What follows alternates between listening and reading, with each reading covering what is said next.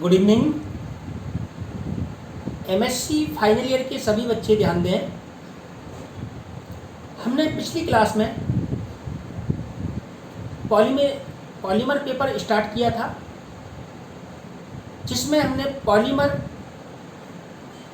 के इंट्रोडक्शन के बारे में और इम्पोर्टेंस ऑफ पॉलीमर टॉपिक को डिस्कस किया। उसमें हमने विभिन्न प्रकार के जो पॉलीमर्स हैं, डिफरेंट टाइप्स के पॉलीमर्स हैं, उनका हमारी लाइफ में क्या यूज है, इंडस्ट्री में क्या यूज है, ये सारे टॉपिक हमने डिस्कस किए थे।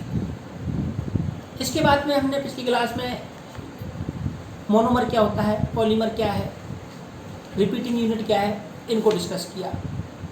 आज हमारे पास में एक नया टॉपिक है, classification of polymers. Classification of polymers जो टॉपिक है उसको कई भागों में डिवाइडेड किया गया है, कई पार्ट्स में डिवाइडेड किया गया है। यानी पॉलीमर्स का क्लासिफिकेशन कई आधारों पर किया गया है, जिसमें फर्स्ट जो बेस लिया हमने on the basis of repeating unit. यानी हमारे पास में जो मोनोमर्स यूनिट होती हैं, उन मोनोमर्स यूनिट के आधार पर पॉलीमर्स को 2 पार्ट्स में डिवाइडेड किया गया है। On the basis of repeating units polymers are 2 types. एक तो हमारे पास में होमोपॉलीमर,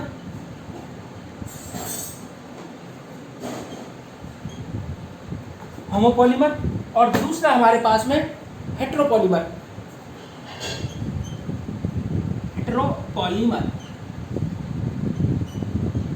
इसको हम कोपॉलीमर्स भी बोलते हैं, हेटेरोपॉलीमर्स या कोपॉलीमर्स और कोपॉलीमर्स।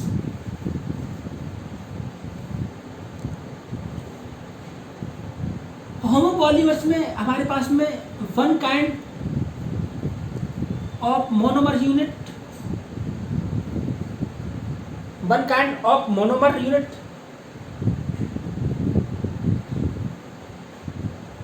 होती है, जबकि इसमें डिफरेंट टाइप की मोनोमर यूनिट होती है। यानी हम होमोपॉलीमर्स की डेफिनेशन इस तरीके से दे सकते हैं, the polymer form from one kind monomer is called homopolymer. Example polythene. इसी तरीके से हमारे पास में हेटेरोपॉलीमर और copolymer. The polymer form from more than one kind of monomer units is called copolymer. Example, Buna S rubber, which is formed from 1,3-butadiene and styrene. 1,3-butadiene and styrene, यानी हमारे पास में ब्यूना एस जो rubber है, styrene उसका एक component है और दूसरा कंपोनेंट 1,3-ब्यूटाडाइईन है। इस तरीके से ब्यूना एस रबर 2 कंपोनेंट से मिलकर बनती है और उसको हम कोपॉलीमर्स के रूप में जानते हैं। दूसरा जो हमारे पास में क्लासिफिकेशन का पॉइंट है वह है on the basis of origin. On the basis of origin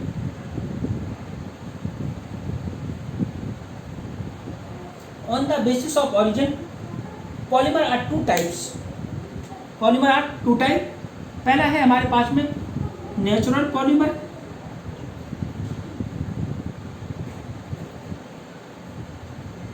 polymers और दूसरा हमारे पास में है सिंथेटिक पॉलीमर्स।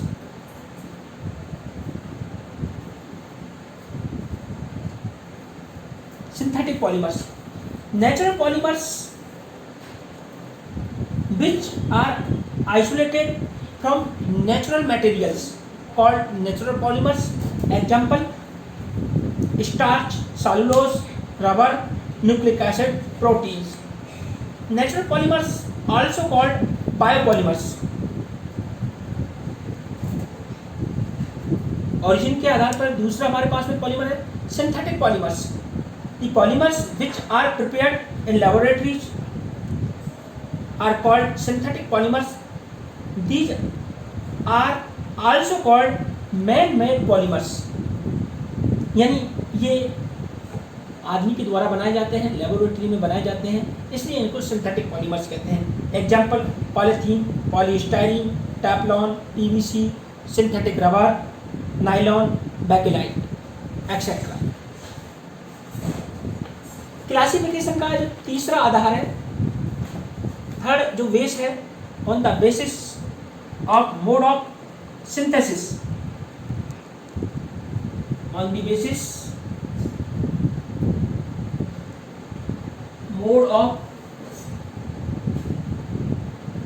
सिंथेसिस। सिंथेसिस के आधार पर पॉलीमर्स आर टू टाइप्स। पहला है एडिशन पॉलीमर्स, एडिशन पॉलीमर्स, और दूसरा है हमारे पास में कंडेंस पॉलीमर्स, कंडेंस पॉलीमर्स या कंडेंसेशन पॉलीमर्स, कंडेंसेशन पॉलीमर्स।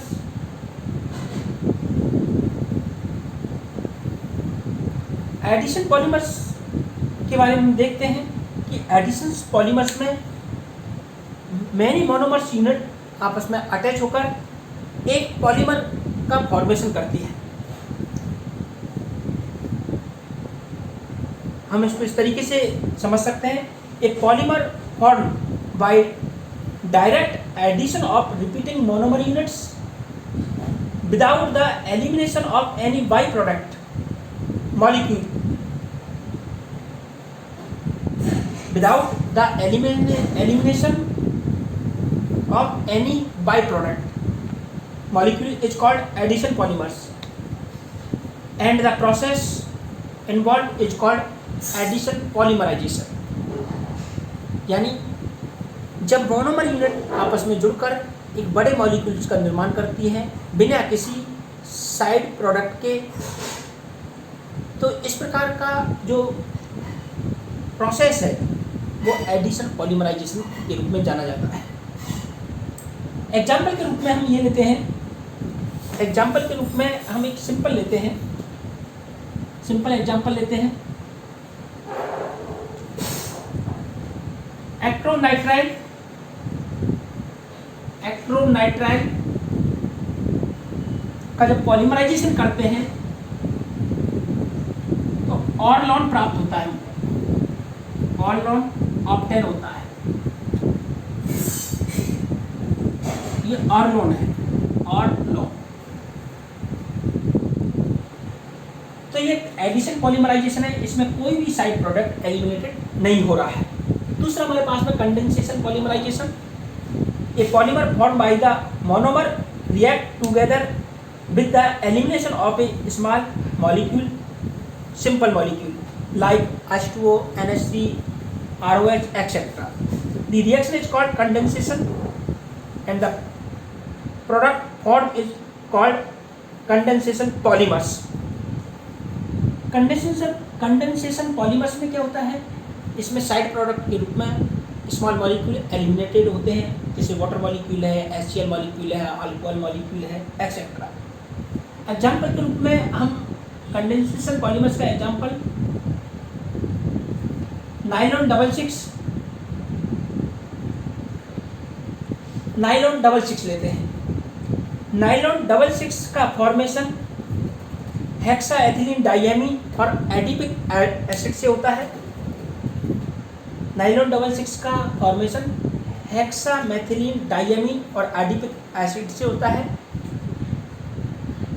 इसके साथ वाटर मॉलिक्यूल रिलीज होते हैं। That means these type of polymers are condensation polymers या condensed polymers and process are condensation polymerization।